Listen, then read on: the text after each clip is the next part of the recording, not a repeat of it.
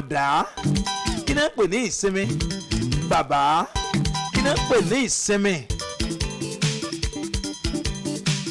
Fẹ́ ká sí láwẹ́ lónìí. Wọ́n á di ọjọ́ mẹ́jọ á wà yànmínẹ́ dáadáa. Àmọ́ mo fẹ́ kẹ́ ẹ jẹ́ dúpẹ́ lọ́wọ́ Ọlọ́run tó fún yín lóore ọ̀fẹ́ àti àǹfààní láti rí Sunday kejì nínú oṣù yìí. Ọ̀pọ̀ òjò ló ti rọ̀ tí ilẹ̀ ti kíni tí ilẹ̀ ti fà mú. Ọ̀pọ̀ ìjì ló jà tí ò dominú àgbọn èmi àti yín nù. Ẹ jẹ́ dúpẹ́ ká fògo fún Ọlọ́run torí pé ó ṣe nítorí tí àánú rẹ̀ dúró láéláé. Ọlọ́run ògo ni forúkọ rẹ̀ o.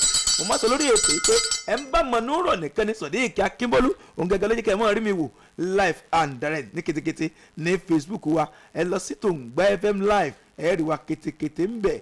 Mo sọ fún yín pé ọ̀pọ̀ ẹ̀dá ló wà lókè ìpẹ̀ lọ́fẹ́ ṣe bẹ́ẹ̀ ṣe ń ṣe táà fún wọn láǹfààní. Ọ̀pọ̀ ẹ̀dá ló ṣe fún lóore ọ̀fẹ́ fún bí o ṣe ń ṣe tó náà ń ṣe bẹ́ẹ̀ àmọ́ kò last tó ẹ àbí tí mo ń sọ òye ọ àánú lórí gbà orí ọ̀fẹ́ lèmi àti ẹ̀rí gbà ẹjẹ́ àgbà báyìí ẹ kú kalẹ̀ àádùpẹ́ gbà lónìí Sunday kejì nínú oṣù kẹwàá ó tọ́pẹ́ òjò pẹ̀lú Ọpẹ́yẹmí Owólabí ló kọ tèmi MC Money rèé wòlíì ayé yín máa mi ìyá lóore ní mùtì káṣà mo kì yín ẹ kú rìn ẹ̀yin àṣẹ àti ẹ̀mí mímọ́ fresh anointing tẹ́ ẹ gbà ní ìjẹjọ́ Sunday láti ọ̀run wá agbára Ọlọ́run àlàyé kò ní fi yín sílẹ̀ ẹ mọ̀ ṣe ẹ kú kalẹ̀ ètò ń tẹ̀ ẹ́ sápá bí mò ń bọ̀.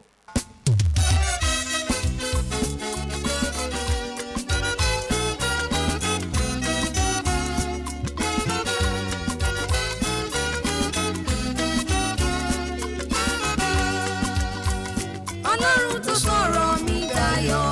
Ọjọ́ pẹ́ ìlọ́yẹ Jésù tó bá mọ̀ tá jẹun Olúwa ṣeun.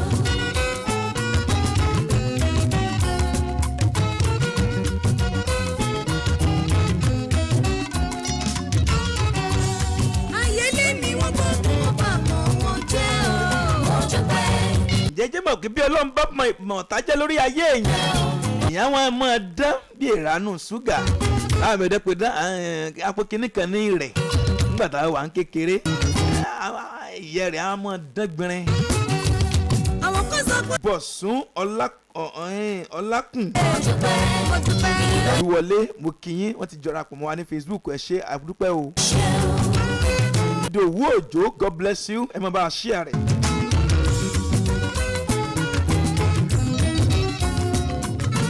Máyọ̀wá Adékúnlé ẹ ṣé o God bless you náà ti darapọ̀ wọn ní Facebook ẹ máa lọ síbẹ̀ Sodiq Akínbólú àná ti darapọ̀ ẹ máa lọ síbẹ̀ ẹ lọ́ máa tẹ̀ ẹ́ sójú ẹ máa share rẹ̀ Tòǹgbà FM live. Wọ́n ní kí ni ẹ pè ní ìsinmi Ọlọ́run o wá fún wa ní ìsinmi fún ẹ̀dá ní ìsinmi lókè ìpè wá fún àwọn ọkùnrin ní ìsinmi fún obìnrin ní ìsinmi. Wọ́n ní ẹjẹ́ àtẹ́wọ́ àdúrà ńlẹ̀ ẹjẹ́ àtẹ́wọ́ ó ń gùn mí bí àdúrà ọ̀rọ̀ látòrí ìtẹ́mọ́ oúnjẹ mi ni mo pè ní ìsinmi. Ìtumọ̀ wo ló kọ sí yín ìtumọ̀ wo ló tú sí yín lọ́dọ̀ tiyín ọ̀nà àbólópọ̀ àwọlé lọ́dọ̀ tiyín ìsinmi sí ìsinmi ọkàn tí ẹ wà àbí sí ìsinmi ara ló wà ní. Ọlọ́run tó sọ̀rọ̀ mi dayọ̀. ẹjá fojú ara wo bẹ́yàn bá ṣẹ́ lọ látàárọ̀ tó bá rẹra ó dẹrẹ kó sinmi. Olúwa ṣeun. Ìwọ Ọlọ́run tó sọ̀rọ̀ mi dayọ̀. Bẹ́yàn bá ṣiṣẹ́ kárakára tó ṣiṣẹ́ débi tó yẹ kó ṣiṣẹ́ dé tí ò bá sinmi ẹ mọ̀jẹ̀ ń tàn yín ara ó béèrè ìsinmi. Dádì sẹ́yìn náà ń sinmi nínú ẹran ara ní o èsì ìsinmi ẹran ara ìsinmi ẹ̀yin náà máa ń sinmi dáadáa kí ló túmọ̀ sí lọ́dọ̀ tiyín gbogbo ẹ̀yin tèmi ní oríta ajé ìyá ọpẹ́ sẹ́ ń sinmi kí là ń pè ní ìsinmi sẹ́. Èmi ò yíyọ Ọlọ́run mi torí ó ṣeun púpọ̀ fún mi. Èmi ò yíyọ Ọlọ́run mi. Àwọn eléyìnbó tiẹ̀ sọ pé rest is sweet after the labour. After labour tó bá ti labour tán rest ó sweet ó dùn gan rest ó sweet débi pé after labour You need rest. tí fọlọ́run ọba It's sweet. Ìsinmi dára lẹ́yìn iṣẹ́. tí fọlọ́run ọba Lẹ́yìn iṣẹ́ òòjọ́ ni. yíyan. Iṣẹ́ mi ni kí n tiẹ̀ tó pe ni àwọn kan àbí bàbá ọdọ́ pe ni àwọn kan ń ṣiṣẹ́ mi. wáyé torí kò ṣe ń púpọ̀ láyé mi. Bá mi ẹ̀yin ẹgbọ́n mi dáadáa. Ìsinmi. Ẹ mọ̀ wọ́ọ̀rì tó bá di next week ẹ gbádùn mi dáadáa.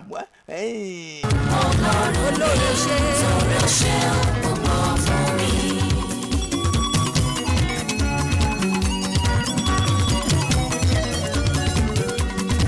àwọn ti pẹ́ lọ́wọ́ Jésù olóore orúkọ Jésù la fi ríre gbà lọ́wọ́ bàbá èèyàn ká tó Ẹ gbádùn mi dáadáa lọ́jọ́ mẹ́jọ lágbára ṣe Èdùmàrè. ṣe bá gbà Ìsinmi rest. ṣe wálé. À ń pè ní ìsinmi kí ló ní ìtumọ̀ wo ló ní sí ìrìn àjò ayé èèyàn? Ìyẹn ló ní ìtumọ̀ sí ìrìn àjò ayé èèyàn bí? Ẹ gbọ́ wẹ́rẹ́wẹ́rẹ́ lẹ́nu mi lọ́jọ́ mẹ́jọ. Síbẹ̀ ìpápàpá.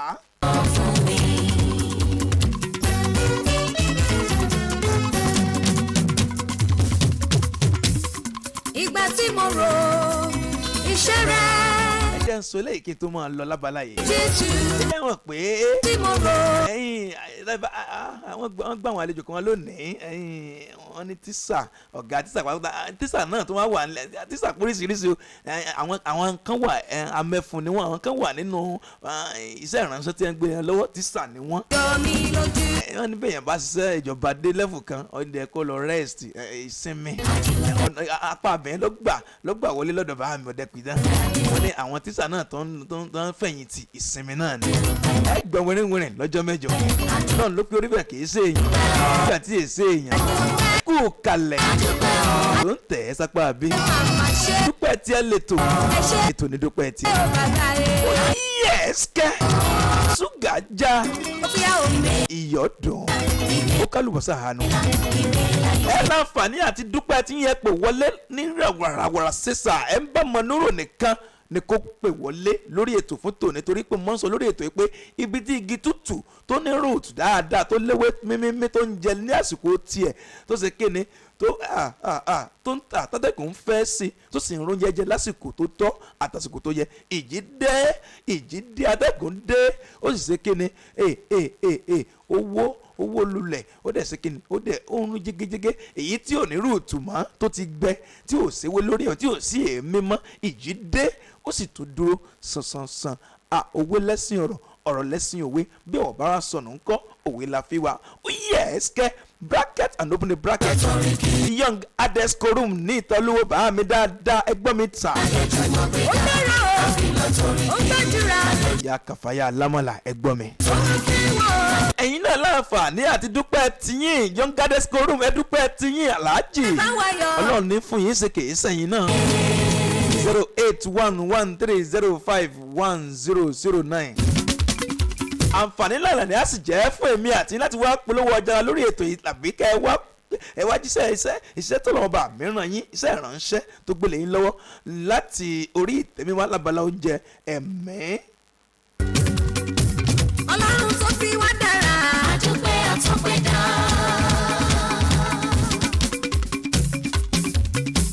ọlọ́run tó fi wá dára. àdúpẹ́ àtọ́pẹ́ dá. ó fọwọ́ agbára gbé wá sọ. Yes, kẹ́ ẹ pè wọlé kẹ́ dúpẹ́ tí second Sunday of the month of October. Hello. Hello. Ẹ ká lẹ́mà. Ọlọ́run ní tó Sunday kejì rèé ẹ dúpẹ́ tí yín. O rè bété. Mo dúpẹ́ fọ́nà tó mọ wá sí ọmọ rẹ̀. Ok. Ọmọ mi fámílì fún omi ọmọ tààrí ọmọ o. Mi ò sùn náà sí o, mo dúpẹ́ fọ́nà ọmọ. Tọ́jà rí Sunday kejì inú oṣù kan ẹ̀wá o. Sunday kẹta ní o Sunday kẹta. Sunday kẹta nínú oṣù ẹ̀wá. Mo dúpẹ́ fọ́nà o, àlẹ́kọ̀ ayé ti dàgbára ọlọ́run. Àmín ẹnu ọpẹ́ yín ò ní gbọ́ o. Ọlọ́run ní tó God bless you. Hello, ta ló wà ń bẹ̀? Testimony time. Hello sir. Ọlọ́run ní tó ẹdúpẹ́ tí yín. Mo dúpẹ́ lọ́wọ́ láti bẹ̀rẹ̀ lọ sí ìdílé àkókò yọba tó jẹ́ ìsìnkú ọmọ ọba tó jẹ́ ìsìnkú aya. Ògo ní fún lókè ọ̀run ẹnu ọpẹ́ yín ò ní kán o. God bless you. Hello, ta ló wà ń bẹ̀? Testimony time. àlàáfíà o. Àlàáfíà ọ̀fẹ́ tó wà ń bẹ̀. orúkọ tèmi ni apọ́sítélì ọ̀tẹ́kọ̀. Bàbá o adéwòmíọ́. ìránṣẹ́ ọlọ́run àlàyé tí kì í ṣe tó kú. mo dúpẹ́ tèmi o. pé ojú mi tó ní Sunday kẹta orúkọ Jésù kò jẹ́ kí n ṣiṣẹ́ kò jẹ́ kí n dààmú lórí ọmọ lórí aya. mo dúpẹ́ Ọlọ́run o. Ògo ní fúnra lókè ọ̀run ẹnu ọpẹ́ yín ò ní kán o. ọ̀run kò tẹ́wọ́ gbọ́ ọpẹ́ yín. Dami lójú ọ̀rọ̀ ìfàyè o. Lórí tó ṣe mí ẹ̀yà ayé mo ṣe o. Ikú wa mi gbélé. Ọmọ bá mi dá mi o. Ẹ̀sán wa mi gbélé. Ẹ̀sán ọmọ rí mi gbèsè o. Ìgbà yẹn ni mo mọ. Ìwọ lọ́ba tó ga o. Níbi ìmọ̀ fẹ́ gbéga o. Ó ṣe wo mo dúpẹ́ bàbá. Ó ṣe ọba Olúwa.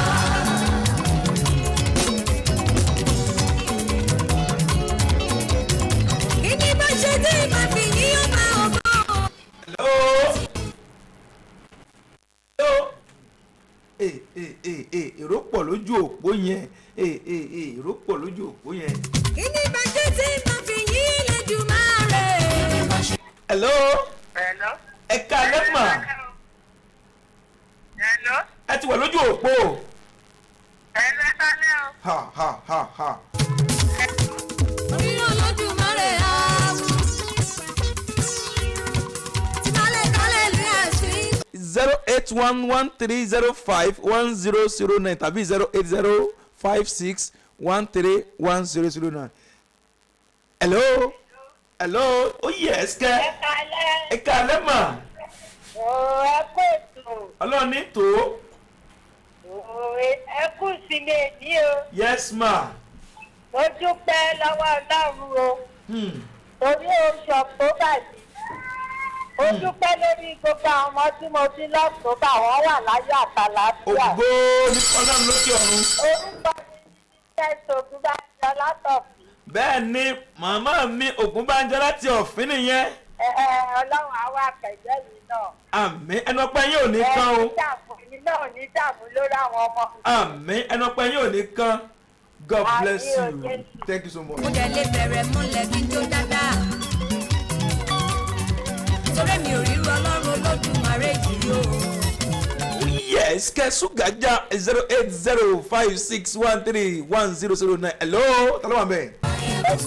Ẹ káalẹ́ mà, testimony time. Mo ti fi àwọn yìí látàkùn mo dúpẹ́ ní ìdílé mi. Ẹ dúpẹ́ tí yín. Mo dúpẹ́ lórí ẹ̀yìn náà ó ṣe kẹ́sùn dáhùn sí bàjẹ́ o. Ẹ máa tẹ̀síwájú o. Àmín ẹnu ọpẹ́ yín ò ní kán o. Ọlọ́mọ ayé kù sá ọkọ̀.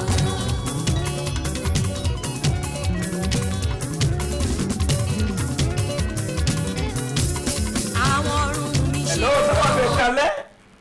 Ẹ káalẹ́. Ẹ kálẹ́ o. Ẹ káalẹ́. Wọ́n sọ̀rọ̀ láti Ṣìmáwá. Kí lẹ pé?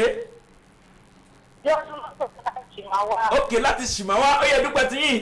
Third Sunday of the month. Mo dúpẹ́ tèmi o. Mo dúpẹ́ fọlọ́run tó dá mi sí ọmọdé mi létí pé Olúwa ṣe mo dẹ̀ dúpẹ́ lórí ẹ̀yin náà o. Àfẹ́bí yín náà. Ẹnu ọpẹ́ yín ò ní kán. Ọ̀run kó tó gbọ́ ọpẹ́ yín. God bless you. Hello, ta ló wà ńbẹ̀? Testimony time. ẹ kálẹ́ o.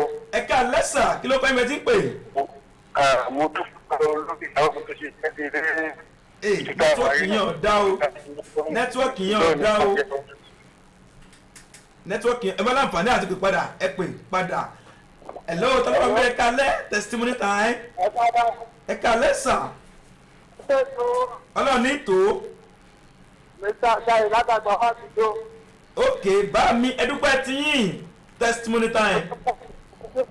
Lórí ọkọ̀ ìtajà.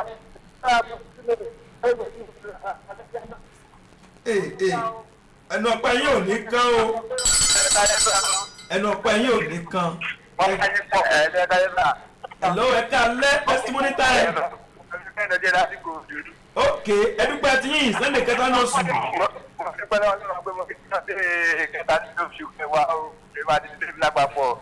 Ẹnu ọpẹ́ yín ò ní kán o. Àmì òye sí o. God bless you.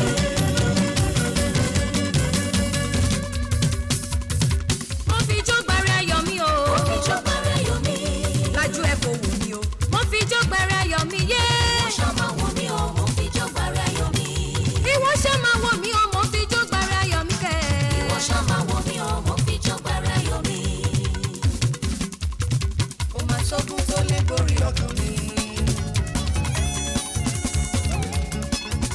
torí mo ti ní Jésù lólùgbàlà mi. Ìjì ayé kò lè borí ọkàn mi because it is well. This way with my soul, with your soul. Ìgbà kan Oh rí yes, ke. balẹ̀ ra. Pastor Excess Adébáyọ̀. Bí mo ti ṣìnà mo ti ṣe. Ẹ̀yin náà dúpẹ́ tí yín testimony time. Jésù wọnú ọkàn mi. Hello, ẹ káalẹ́. Ta ló wà ń bẹ̀? Hello. It is well. Hello, ẹ káalẹ́ pápápá. Kí ló kọ yín bẹ́ẹ̀ tí ń pè? Ọmọ mi ìyá àti ìjọba sí àlàáfíà mu. Ọya ẹ dúpẹ́ tí yín Sunday kẹta rèé.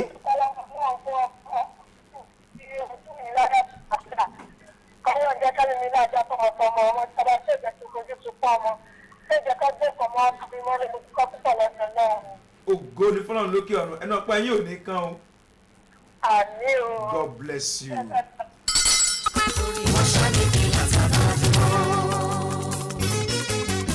Ẹ já mọ́ lọ sábàlá tó kẹ̀ lórí ètò. Abala acts by faith. Ṣẹ̀rẹ̀lẹ̀. Abala tá a ti máa ń béèrè ń tá a fẹ́ lọ́wọ́ Ọlọ́run pẹ̀lú ìgbàgbọ́ kan pẹ̀lú Ọpẹ́yẹmí Owólabí ẹ̀yìn wòlé ayé yín kò yé yín lórí ètò dúpẹ́ tiẹ̀ abala yìí ẹni bá ní ìgbàgbọ́ nìkan ni kó pè kó dẹ̀ béèrè tó fẹ́ lọ́wọ́ Ọlọ́run ẹ̀ sì ní testimony tó gbọ̀ngbọ́n abala acts by faith ẹ̀já pàdùdà à ń bọ̀.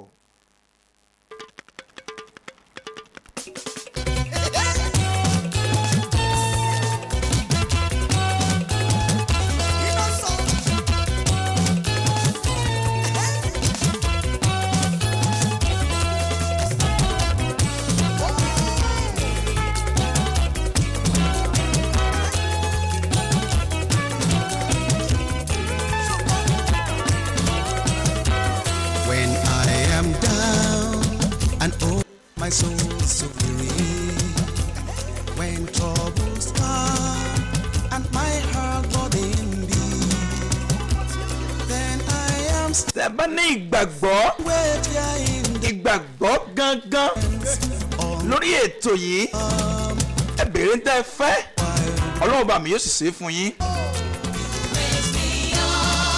Acts by faith lórí ètò dúpẹ́ tiẹ̀.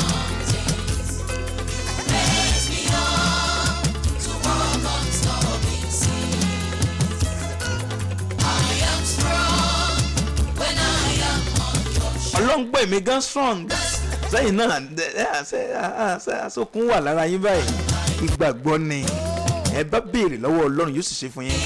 Acts by faith bá mi ọdẹ pé dán ẹ béèrè tẹ̀yìn náà o ẹ mọ̀ sọ pé àwọn èèyàn nìkan ni kó pè wọlé evangelist ẹ béèrè o yóò bá bọ̀ wọ́n lẹ́nu àfikọ́ méje. Acts by faith 08113051000 high school gbàgán béèrè tiẹ̀ ìyá adébíwọ̀ náà béèrè tiẹ̀ o. Ọlọ́run lórí ètò dúpẹ́ tiẹ̀ èmi náà fẹ́ dúpẹ́ èmi náà mò ń fẹ́ ìgbéga kún iṣẹ́ mi mò ń fẹ́ ilé ńlá mọ́tò ayọ̀ ìpele kún ìpele promotion kún promotion mọ́tẹ̀nugbó bí ọwọ́ kí n náà sọ́là kí n sọ lówó kí n sọ jẹ́yàn lókè ìpẹ́ 08113011009 lójú òpó hello Acts by faith ta ló wà ń bẹ̀ ẹ ká lẹ́sà Ọlọ́run ní tó yes sir. Orúkọ tèmi ní Adékàsọ̀ láti ìsọ́fún. Bọ̀dá mi ẹyẹ béèrè ń tẹ́ fẹ́ lọ́wọ́ Ọlọ́run Acts by faith lórí ètò dúpẹ́ tiẹ̀. Hello, ilé ọ̀sọ́ta. Ẹ béèrè ń tẹ́ fẹ́ lọ́wọ́ Ọlọ́run. Olúwa ọmọ akọ́lọ́ọ̀bá kó ta mí nínú ọdún táwa tí tó kù gbọdún parí kí n rà nígbà. Bẹ́ẹ̀ ṣe wí àṣẹ ọ̀run gàn. Bẹ́ẹ̀ ṣe wí àṣẹ ọ̀run gàn. Ẹ lọ pé àánú gbà àánú ò sì ní fi yín sílẹ̀. Thank you so much.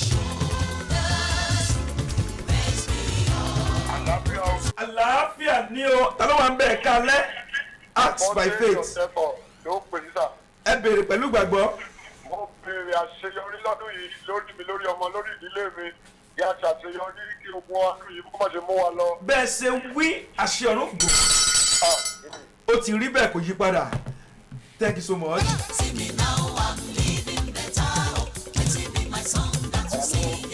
Hello ẹ kalẹ̀. Hello. Hello. Hello, ẹ káalẹ́ sà. Ok, láti Lẹ́kí ọ̀yà bọ̀dá mi ẹ béèrè pẹ̀lú ìgbàgbọ́ bọ̀dá lẹ́kan. Mo béèrè àánú Ọlọ́run tí ọdún tó parí nílé lọ́dún tí ìyanu tó ṣẹlẹ̀ ayé ẹnì kọ̀ọ̀kan kò ṣẹlẹ̀ ní ayé. Bẹ́ẹ̀ ṣe wí àṣẹ ọ̀run gan-an kò yí padà ẹ sì lẹ́rìí ọpẹ́. That's why people call me Olúọmọ. Yẹ́nbẹ́lẹ́ bàbá ti sọ mí lọ́mọ. Mo ti lọ́mọ tó ṣe yangàn. Ó ń bẹ́lẹ̀ yìí mi lójoojúmọ́. That's why people call me Olúọmọ. Yẹ́nbẹ́lẹ́ Ẹ káalẹ́. Ẹ̀dá ó kọ́ tẹ̀lé fífẹ́ láti Kòròdú. Kí ló kọ ibẹ̀ tí ń pè? Ó kọ́ tẹ̀lé fífẹ́ láti Kòròdú. Ok, ẹ béèrè pẹ̀lú ìgbàgbọ́.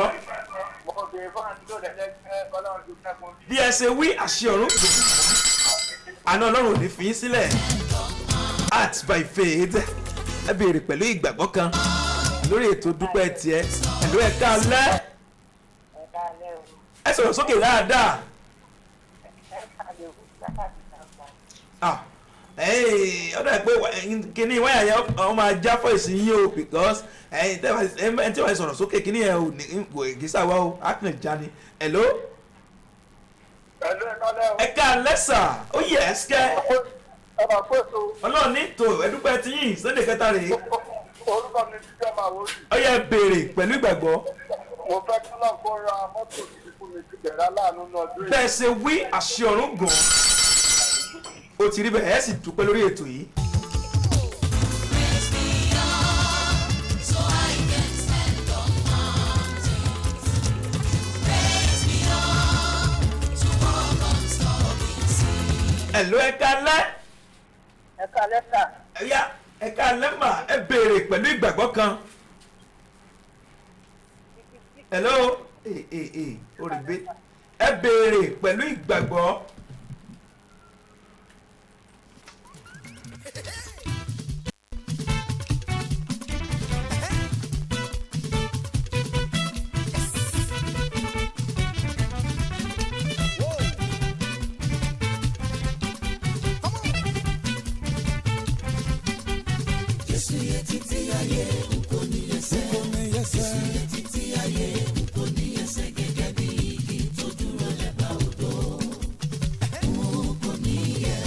Gbàdúrà fún mi. Gbàdúrà fún mi bàbá má jẹ́ kí sẹ́ ọ́. Má jẹ́ kí sẹ́ ọ́. Gbàdúrà fún mi bàbá má jẹ́ kí sẹ́ ọ́ nígbà tí èṣù bá gbé àdánwò rẹ̀. Nígbà tí ìjì bá dé, nígbà tí ò sí agbára mọ́, nígbà tí ẹ rò pé ó ti tán, nígbà tí ẹ rò pé ìrètí pin, nígbà tí ẹkún gbé ọkàn yín, tí ọkàn yín gbọgbẹ́, tí omijé gbojú yín.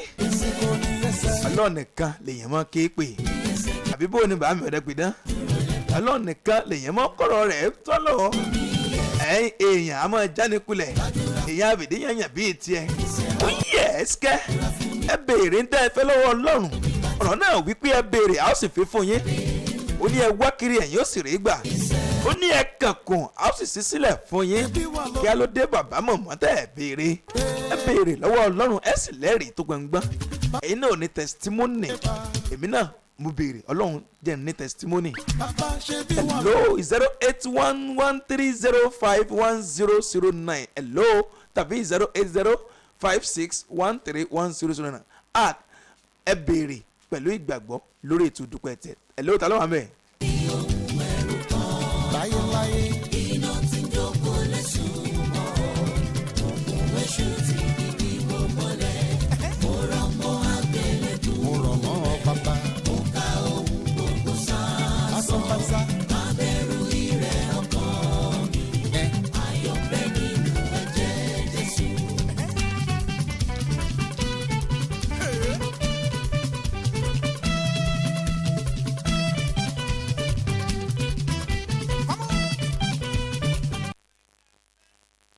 Ẹ káalẹ́ ẹ̀kan sí Mrs. Mojide Ọmọlọ́lá láti gbé olóògbé. Ẹ béèrè pẹ̀lú Mo ìgbàgbọ́. béèrè ojú rere àti àkọlùfà. Wọ́n máa ṣe àtẹ̀bí mi lẹ́yìn o.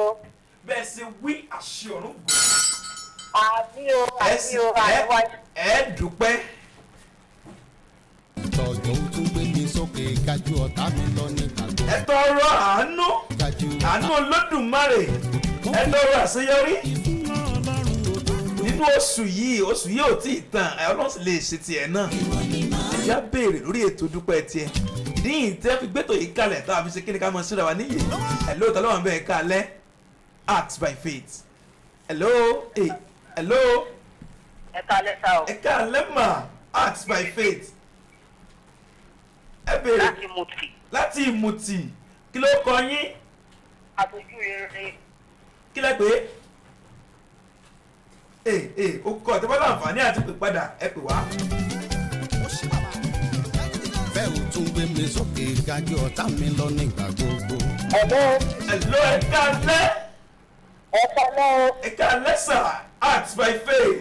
mọ́mí gba lẹ́sẹ̀ láti ṣe nìkú. ok ó yẹ béèrè ìgbàgbọ́ kan. mo fẹ́ sí ìbéèrè fún àlàáfíà lọ́wọ́ ọlọ́run àfẹ́rí àwọn ọmọ mi lápapọ̀ àfẹ́yìntò pa. bẹ́ẹ̀ ṣe wí àṣẹ ọ̀run gan kò yí padà ẹ sì lẹ́rìí ọpẹ́ lórúkọ Jésù.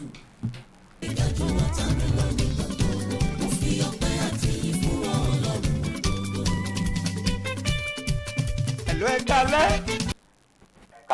ẹ kálẹ́ sọ̀rọ̀ kí ló kọ́ ẹ bẹ́ẹ̀ tí pé. ìtọ́fẹ́ ló ń pè láti ìwé bàbá àánú. ok bọ̀dá mi ọyẹ béèrè ẹgbẹ̀gbọ́n kan béèrè lórí ètò dúpẹ́ tiẹ̀. èmi náà béèrè fún àánú ọlọ́run ní tó ju ti bàbá wa Dáfídì lọ kọ́lọ́run kó fún mi.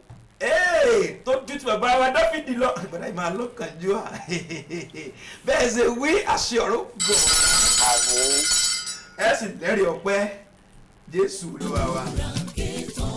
àǹfààní náírà ní ajá fún wa láti wá polówó ọjà wa lórí ètò yìí ẹ wá fẹ́ bá mi sọ̀rọ̀ lẹ́yìn ètò ẹ nọ́mbà wo pípadà jíǹkù lẹ́yìn fẹ́ lò ní ẹ̀yin fẹ́ wá wàásù yìí rere Ọlọ́run alààyè bó ṣe rán yín lábala oúnjẹ ẹ̀mí kì í pe ẹ̀rọ ìbánisọ̀rọ̀ mi ẹ lè bá mi sọ̀rọ̀ lẹ́yìn ètò.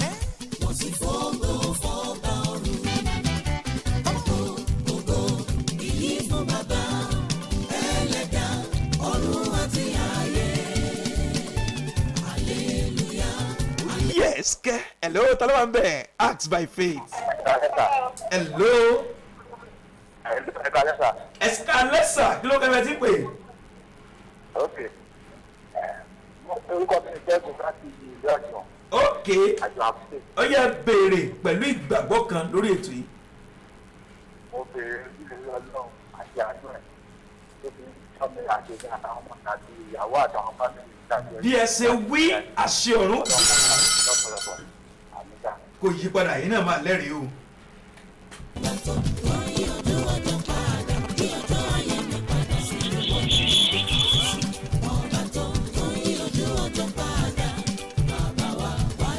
ọlọ́ọ̀pá tó ń yí ojú ọjọ́ padà jọ̀ọ́ dákun wá yí ìgbà ayé wa padà sí rere ọlọ́run olódùmarè à ń bí ọ ní yí ìgbà tèmi náà padà sí rere àti gbogbo olólùfẹ́ ètò yìí ẹ̀lú ẹ̀ka lẹ́.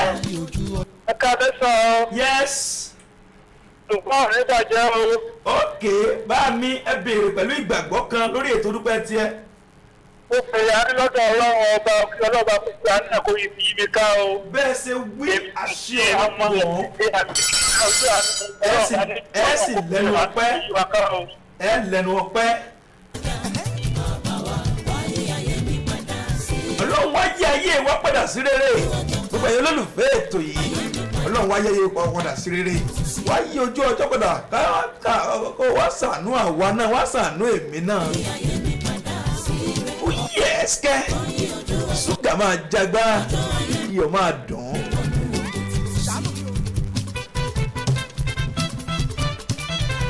ẹ má gbàgbé oníbejì tí ń bọ̀ lọ́nà ẹ̀yìn bùkátà ọlọ́run. hello hello ẹ káalẹ́ olúwa kú sẹ́rẹ̀ Acts by Faith ẹ béèrè pẹ̀lú ìgbàgbọ́. ẹ béèrè Acts by Faith abala béèrè pẹ̀lú ìgbàgbọ́ kan ṣoṣo la wà. hello ẹ káalẹ́. hello orúkọ mi ni ìjọba òjò ìyanu tí ó ṣẹlẹ̀ táwọn mi jó bí odi ayọ̀ tí ó ṣẹlẹ̀ tó mi jó bí àdìsí. ok. ó sì tó parí bàbá tó torí mi ṣẹlẹ̀. Yéńjó láàrin ìlú kí n jó bí àdìsí. Bẹ́ẹ̀ ṣe wí. Ó pèrè àtúwọ̀ ọlọ́run kọ́nù tó parí ìyàtọ̀ tẹ̀lé ayé mi. Bẹ́ẹ̀ ṣe wí àṣì ọ̀run gùn ẹ sì lẹ́rìí wọ́n ní ìjọ tó bá kàní lára làádì kúùkù jó ẹ má fi bọ̀dá yẹn sí ẹ̀ ló yẹ̀ẹ́sìkẹ́ at my faith ká lẹ́ ẹ̀ka. ẹ yẹ béèrè. Orúkọ mi ni Ìdòwú. ok. Mo béèrè fún ojú rere nínú àṣẹ ìkọlọ́ kó sílẹ̀kùn rere fún mi. Bẹ́ẹ̀ ṣe wí àṣì ọ̀run gùn ojú rere àti Ọlọ́run àti ti ènìyàn ẹ lọ gbà kò sì ní fi sílẹ̀ ẹ sì lẹ́rìí ọpẹ́ Jésù Olúwa wa o ẹ̀já gbà báyìí náà mò ń bọ̀ ẹ kú kalẹ̀.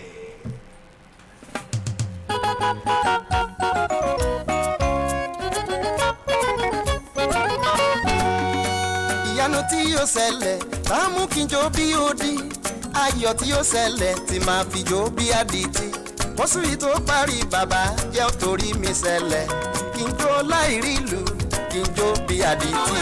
ìyanu tí yóò ṣẹlẹ̀ tá a mú kí n jó bí ó di ayọ̀ tí yóò ṣẹlẹ̀ tí máa fi jó bí àdìtì oṣù yìí tó parí bàbá jẹ́ torí mi ṣẹlẹ̀ ìjọ láì rí ìlú ìjọ bí àdìtí. mo bá ṣerú ẹ fún ọ ìwọ gan wájọ wáyọ. agbára láwọn àbí mo sọ lẹ́ẹ̀kan pé àìmọ̀bọ̀ arákùnrin yẹn wọ́n níjọ́ tó bá ká iná làádì kúùkù jó bí òkòtò ẹ̀yin náà ó jó bí òkòtò lóṣù yìí lọ́dún yìí akẹ́yìn náà kú oríire wọ́n sì yẹn ń fẹ́ yẹn gẹ́gẹ́ Ọlọ́run ọba mi ó ṣe é fún yín ẹ sàmí wìtìwìtì kẹ́ ẹ gbé tó àdúrà mi sí àṣeyọrí ni sí ìbùkún ni sí ìgbéga ni sí promotion ni Ọlọ́run ọba mi yóò yọ̀ǹda ẹ̀fẹ́ yín kan béèrè ó ní ẹ lanu yín gbòòrò. tó parí bàbá jẹ́ torí mi ṣẹlẹ̀. àmọ́ lọ wẹ́rẹ́ di wẹ́rẹ́. jó bí àdìtí.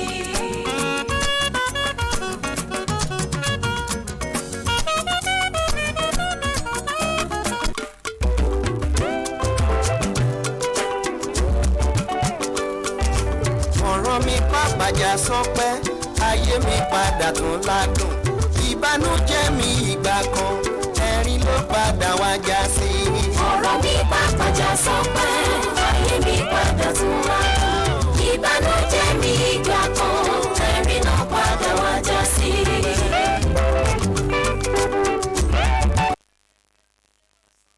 ọ̀rọ̀ wa yóò jà sọ́pẹ́ ọ̀rọ̀ mi yóò jà sọ́pẹ́ yóò jà sáyọ̀ ẹnu ẹni la fi kọ méje ó yẹ ẹsẹ̀ ọ̀dí ìkẹ́ akíbólú ọ̀fẹ́ràn rìn pọ̀.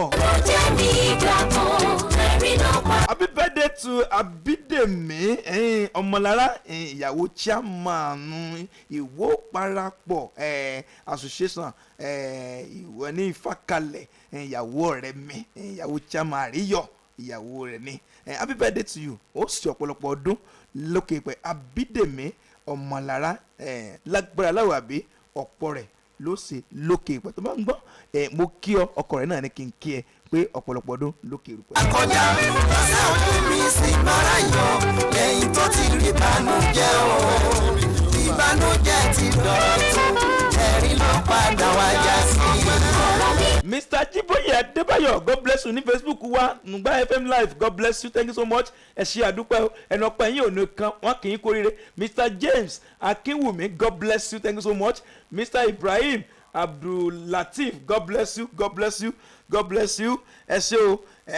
mọ ire mi ti mọ àkókò òkùnkùn ré kọjá. mo dúpẹ́ Ògúnlẹ́yẹ God bless you thank you so much ẹ ṣé àdúpẹ́. àkókò òkùnkùn ré kọjá mo mọ̀ pé mo lè bá àwọn. Fúnkẹ́ Àfọlábí ìyàwó Ṣàìnà wọn bàbá wọn dẹ́pẹ́dẹ́ wọn ń kí ẹ pé òkú ọdún òkú ìyèdún ó sọ̀pọ̀lọpọ̀ ọdún lókè ìpẹ́. ọ̀rọ̀ ìràwọ̀ ó dẹni tán wákà ọ̀pọ̀ ìràwọ̀ tí mo ti wò. gbogbo ọmọ ìjọ bàbá dẹ́pẹ́dẹ́ ẹ máa kú múra lẹ̀ ẹ kú múra àjọ̀dún tí ń bọ̀ lọ́nà yóò bá láyọ̀ àti àlàáfíà lágbára ṣe Èdùmàrè inú dídùn láàfi ṣe lágbára ṣe Ọlọ́run ọba yóò pèsè fún wa lórúkọ Jésù.